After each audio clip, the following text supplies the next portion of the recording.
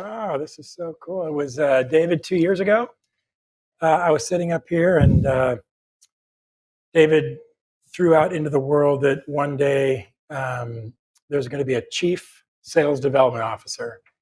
And he threw that out there and the crowd kind of sat back and was like, this role and this function is growing in relevance. It's growing in importance. And everyone's like, you know what? I don't know why that can't be.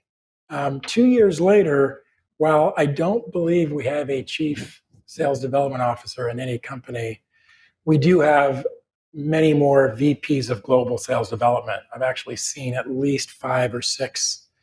And the role, there's no doubt about it, it's growing in relevance. More and more CEOs that I know who call me and ask to help them organize around the role. And these are CEOs, not just CROs, but these are CEOs that are understanding the best way to position their pipeline generation and to grow their companies is with this role. So super exciting. And thank you, David, for inviting me. So I have a panel up here. What I want to do is I want to ask each of them to tell us who they work for, and then tell us a little bit about your SDR teams, how many, and what the density coverage ratio model is, 1 to how many AEs. David, let me start with you. Yeah, so hello everyone. Thanks for having me. David Youngblood of OutplayHQ.com, shameless plug. Senior sales and partner manager, so responsible for direct sales contributions and building out our partner ecosystem. So very, very excited, and I've talked to many of you. In terms of at Outplay, our team is we're in hyper growth mode, right? So we just got our Series A in June. Pretty excited about that. A little company called Sequoia, and having a lot of fun in growth. In growth, we're at about 5 to 7 BDRs to 1 AE ratio. So we're truly aggressive. We are a sales enablement platform. Hold on.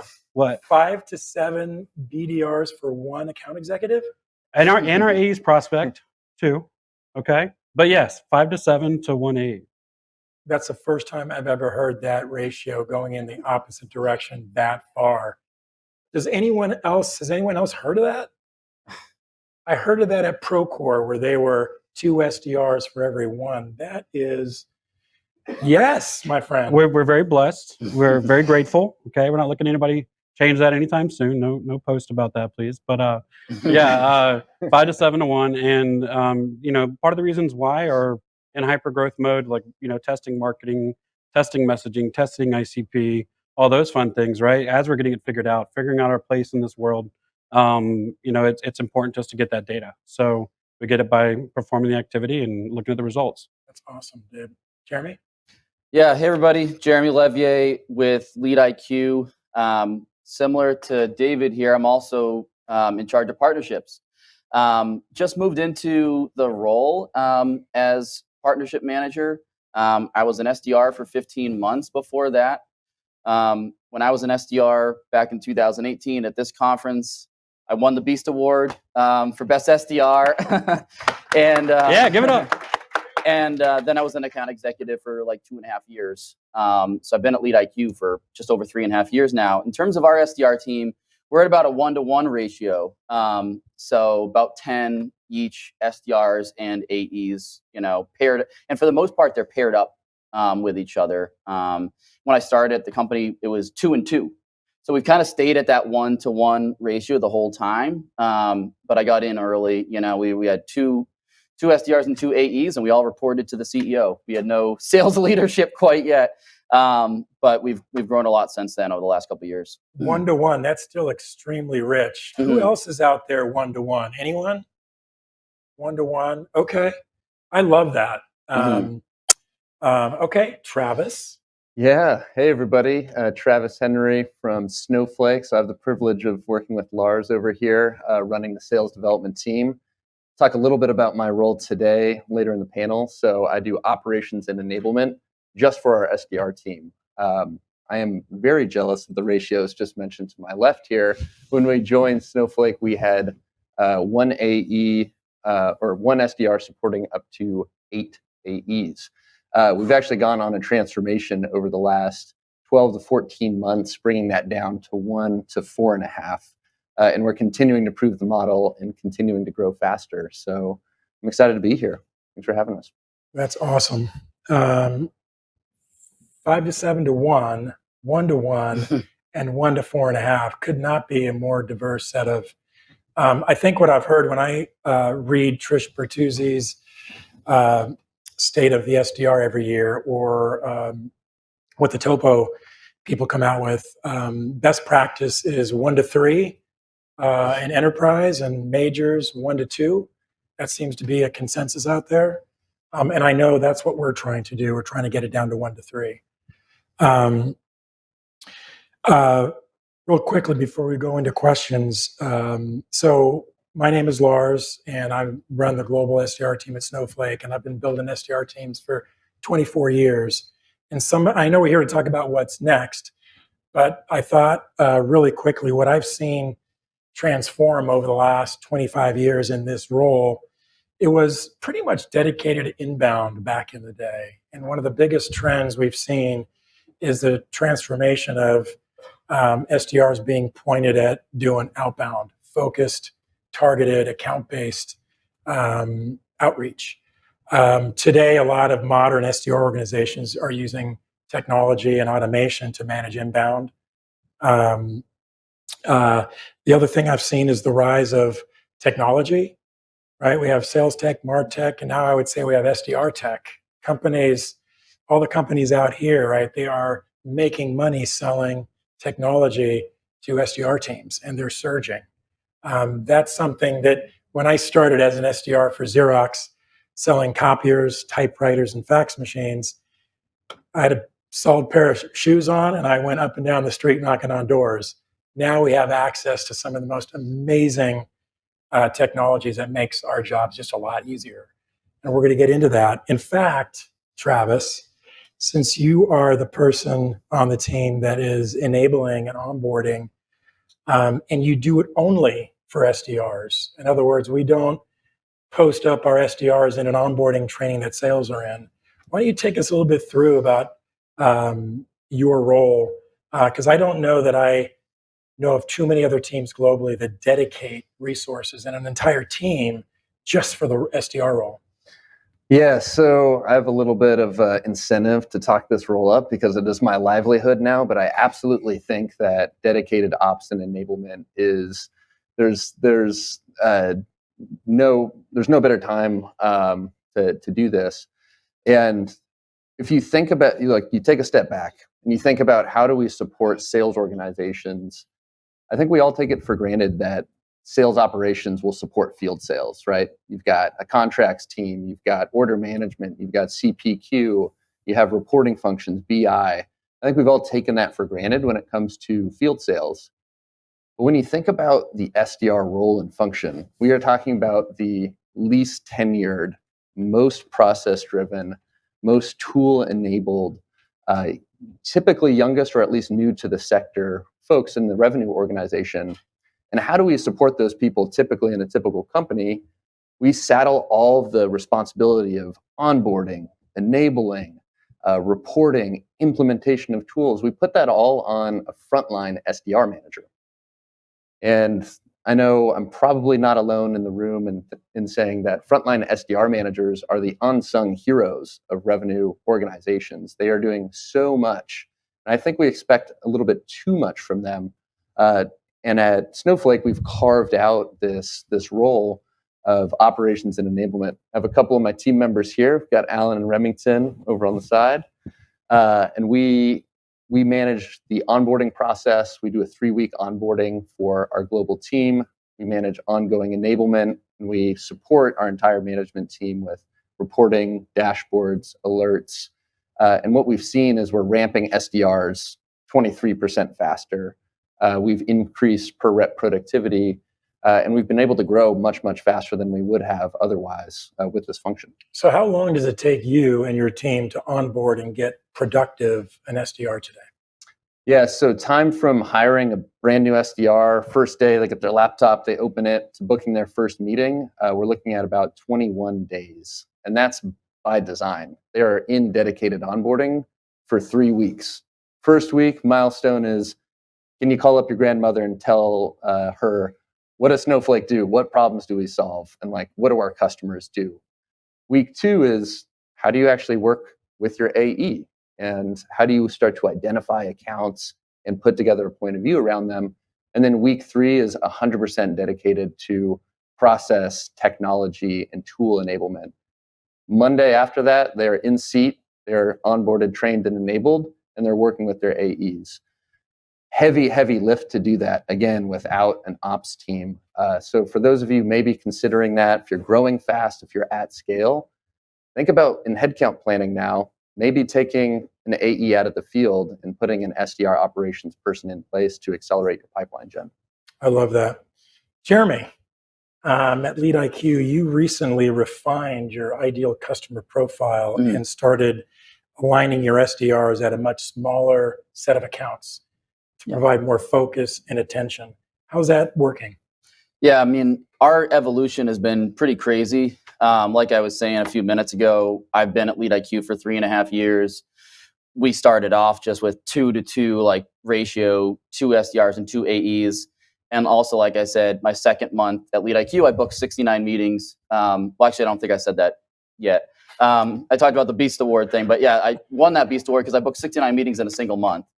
And part of the reason why I was able to do that was because I could book a meeting with anybody.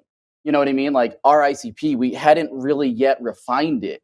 You know, it was just really anybody that had a sales team, and if they had Salesforce, yeah, I can sell to them. We've refined it quite a bit. It got to the point where we got to more like of a target account, named account model, like a few months ago, where each of our AEs on our mid-market team, mid-market for us was 1,000 to 5,000 employees. So really trying to zero in on a little bit more targeted in that segment. Each of our AEs on that team had 75 named accounts. And then we paired it back even more. And for the most part, that ICP, it really just came down to that company size and what tools stack did they have the tools that we integrated with. That was really it in terms of figuring out our ICP. Got it even more focused and targeted, not only used that as the ICP, but our leadership team and our ops team took it upon themselves to do a bunch of research, looking at our top 50 or so customers that are paying us the most money, and our ops and leadership team try to figure out what is the common threads here? Like let's dig in a little bit deeper and to figure out what are the commonalities between our top 50 customers. And they identified if they were founded within this year to this year, then that is pretty much where every one of our top customers was. And also if they were between this revenue and that revenue, like where those numbers are, it's not relevant because it's gonna be different for all of your companies, but they did that research. And then that narrowed it down even more they then told us, okay, now each of those mid-market reps, you get 25 accounts that you're really focused on those 25 accounts, really sink your teeth into them even more and be more strategic with them. The SDR, so as an AE, I was an AE at the time, I could only prospect into those 25 accounts. I can't go outside, I can't color outside that. The SDRs have the autonomy to still have a list of 75 accounts that they're prospecting. And the only way the AE would talk to one of those other accounts that wasn't one of the 25 is if it was qualified enough by the SDR. If it was qualified, it's legit, okay, this is a good opportunity, then that would be passed on. Otherwise, the only accounts that as an AE I would engage with is those top 25. So really just getting more strategic with it. And just to put a wrap on that, getting even more strategic with those top 25 accounts, me and my SDR, we'd have weekly 30-minute calls, 30-minute sync-up calls, hop on a Zoom, really strategize, put pen to paper on how are we going to break into each of these 25 accounts. We had a Google spreadsheet with each of those 25 accounts and a bunch of notes that were shared that we can keep track of the progress and who am I going after, who's the SDR going after. So we have different people, and we some of those sync-ups would last over an hour, because we get so deep into the strategy of really the tactics of how are we going to break into those 25 accounts. Yeah, I don't think that there's any more important relationship if you have an SDR team than the SDR to the account executives that they overlay to. Mm-hmm. We do everything we can to try to create onboarding and enablement for AEs so they know exactly what to expect with their account executive, with their SDR. We need our AEs to help develop, to help coach, to help guide, to want to work with the SDRs. And I think the more we all impress upon field leadership to understand the role of the SDR in your company and what they're trying to do, that connection, if and when it gets stronger, you're just going to see pipeline generation go up. All right, David. So I also know at Outplay you're a huge fan of investing in your SDRs, so much so that you're 6-to-1. I love that.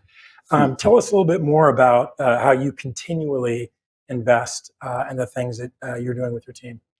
Yeah, so there's something we talk about often. It's always be testing.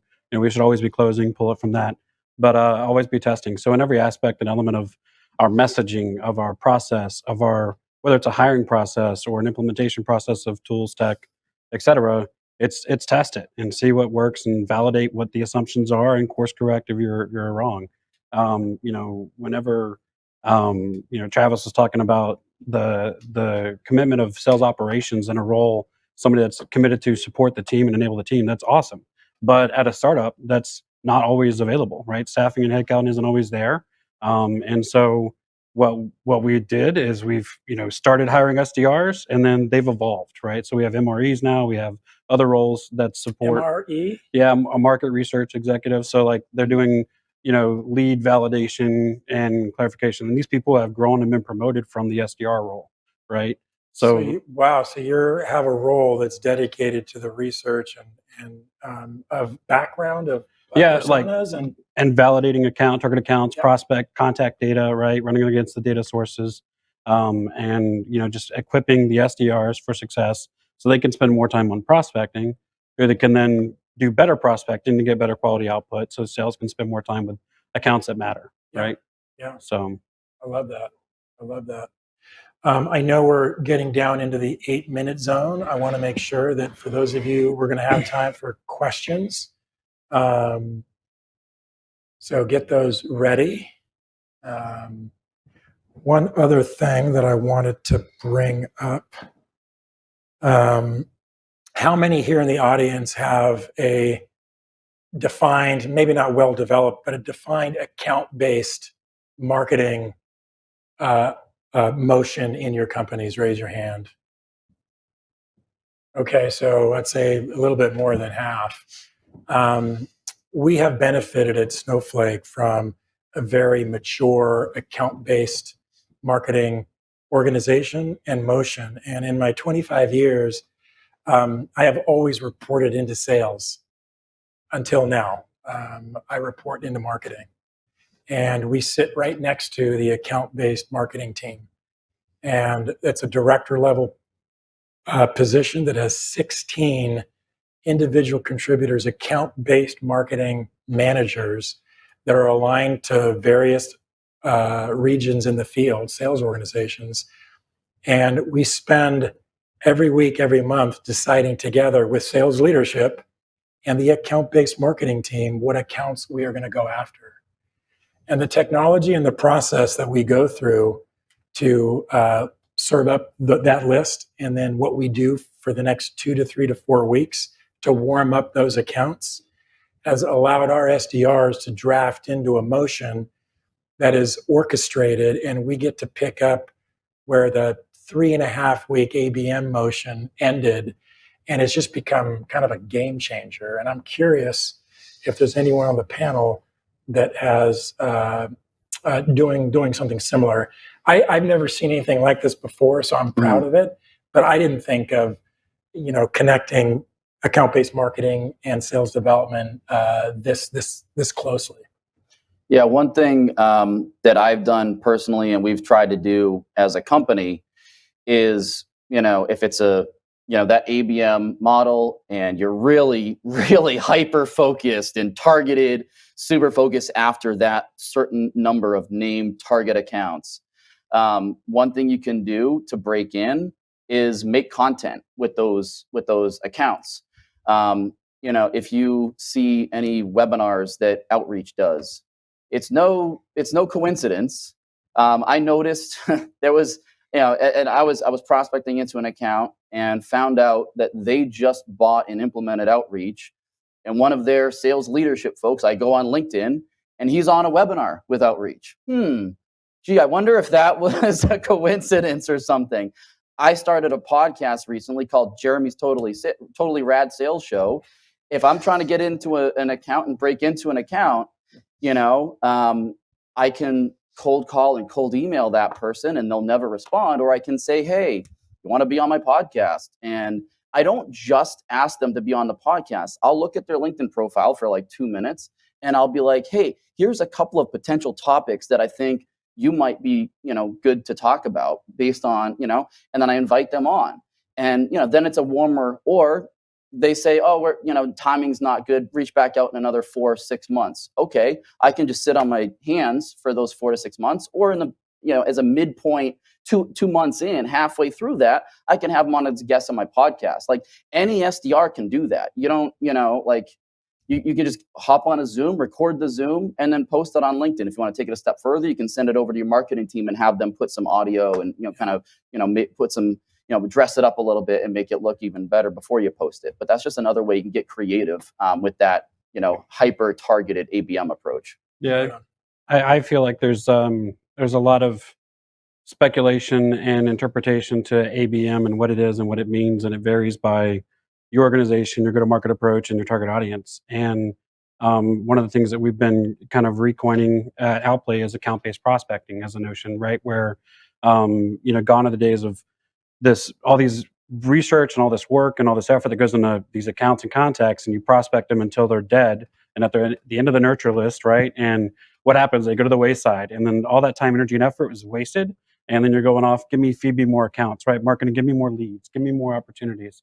And so instead of that, you can, leverage components of your technology, your tech stack, and build out your processes to where you're doing this recycle and nurture. So after, defined period of time, 3 months, 6 months, depending on the buying cycle and the contract cycle for your competitors, what have you, you're able to re-engage into that target account, because it's about account penetration, right? Account-based prospecting is getting a time and attention with somebody that can make or influence a buying decision, not somebody that, is a warm breath on the other end of the phone or a face on the other end of the Zoom, right? So account-based prospecting is a little bit more thorough, less falls through the cracks. Kind of like account-based sales development. Yeah, or that, yeah. I like it. Account-based sales development. I love it. Yeah, I think it's truly the secret weapon of Snowflake. It's the number one most effective thing that we're doing today with our SDR team. The big pitfall I've seen a lot of companies fall into when they start to try and align with marketing, specifically ABM, is you get into these attribution conversations. And to me, attribution is a 4-letter word. And at Snowflake, we have made the decision literally from the C-level down, CMO, CRO, that marketing as an umbrella is responsible for the pipeline generation of the entire company. And so what I mean by that is, even if a sales rep says, hey, I just went to a networking event and talked to somebody, got their business card, and closes a deal 6 months later, we literally have executive alignment that says, well, marketing's been putting billboards out. They've been doing one-to-many advertisements. We have an SDR team who's been sending them emails, even if those weren't responded to. We're all rowing in the exact same direction. So if you're thinking about doing like the 1-2 punch of SDR and ABM, have that attribution conversation first and get on the same page that we put an account into an ABM program. No matter what happens next, we get a meeting, we get an opportunity, we've all won together. And I think that's one of the big hurdles we've been over at Snowflake. Yeah. Well, we have a little bit of time. Does anyone have any burning questions that they've been thinking about? Yeah. I'm coming. Hold on. Oh. Looking for the mic. Here we go. Yeah. Yeah, my question's actually for Travis. On lining the executive team all the way down from the marketing side on ABM, how difficult was that conversation in the beginning? Where was there a pushback from the sales team saying, no, I need to know that inbound sourcing this much, or this is being attributed because of this? Yeah, I think it's a great question. First, I'll say one of the things that I learned when I was doing consulting and dropping into other B2B companies and helping their leadership teams do revenue operations and sales development, stand all this stuff up. I took for granted that people understood the sales development function. They understood how it works. To Lars's earlier point, I think we can all assume that our C-levels know what we're doing and how we do it and the secret sauce behind it. And just educating them on, here is a 12 touch point sequence that's highly personalized to an account that mentions their corporate initiatives and what they care about. And literally going through an education process with the C-suite, it'll take you miles in terms of getting buy-in to your programs. And at Snowflake in particular, it was a top-down example. So it wasn't like we were all saying, hey, pay attention to us and let's talk about attribution and what we should think about it. It was, I've got to give credit to where credit's due. Our leadership team with the CRO and the CMO talking to each other and saying, the number one thing we care about is pipeline coverage. And I would say from a metric standpoint, that is the most important thing that we track. We will look at this quarter, next quarter, up to 4 quarters out. What do we think will be the pipeline coverage for that quarter? And if that's low, that is a marketing plus sales conversation, and we can help drive that up. I would highly recommend talking about pipeline coverage anytime you're having that conversation. I see the red light is blinking. Hey, one other question. Hey, Yep. David, your coverage model was 5-to-1, 6-to-1. Is that what it was? Yeah, 1 SDR for every 4.5 to 5 AEs. Okay. How do they arrive at that number? Why was that the number that they chose? So when I posted up just about a year ago, it was 1 to 8, and I was like, no. And again, 1 SDR managing the personalities of up to 8 AEs, it wasn't working. And the brand was getting diluted, and there was no time for SDRs to develop any strategic connection. And so I said, hey, we need to get it down to 1 to 3. And I think what they did is they gave me headcount to get it to 1 to 4.5 to prove out that we could actually become a much bigger part of demand gen. And we are proving that out right now. So my hope is that next year I can get to the coveted 1 to 3. And then the next milestone for us is getting our majors segment to 1 to 2. There are some accounts that we have where there's one account exec covering one account because we're deriving so much revenue from some of our more strategic accounts. There is one instance where we have 1 SDR aligned to 1 AE aligned to 1 account. And that just has everything to do with we're pulling tens of millions of dollars out of these accounts. And these accounts are so large. They have subsidiaries, they have lines of business, they have, they're just big. And, there's kind of a GAM model, if you will. So I still have things to prove, but I was able to take it from 1 to 8 to 1 to 4. And the next step is to go 1 to 3. Maybe I should put you in front of Frank and you can tell him about I'm happy to have a chat. Good question, though. Thank you, everyone. Appreciate you listening. We'll be around.